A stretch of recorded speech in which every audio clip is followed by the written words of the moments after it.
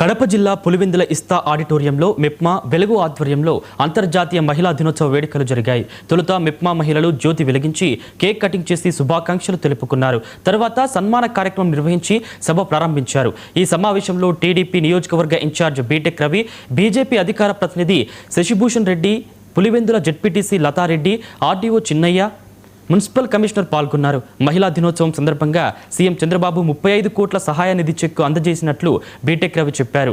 పట్టణం పేదరిక నిర్మూలన సంస్థ ఆధ్వర్యంలో పులివెందుల పట్టణంలోని 1661 మంది వీధి వ్యాపారులకు 4 కోట్ల రూపాయల చెక్కు విడుదల చేశారు.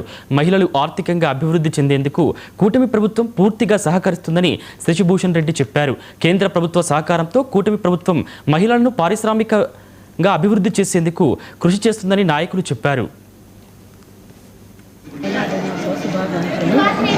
మహిళ అంటే కేవలం ఒక కుటుంబానికే కాదు, సమాజానికి కూడా ఒక మూలస్తంభం లాంటిది.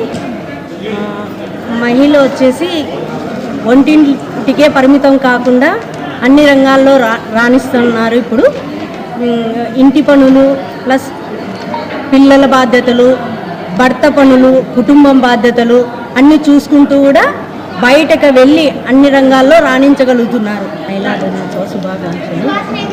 మహిళ అంటే కేవలం ఒక కుటుంబానికే కాదు, సమాజానికి కూడా ఒక మూలస్తంభం లాంటిది.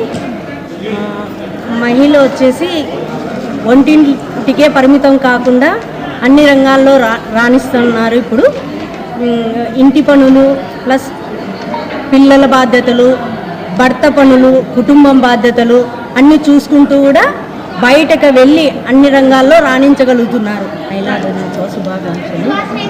మహిళ అంటే కేవలం ఒక కుటుంబం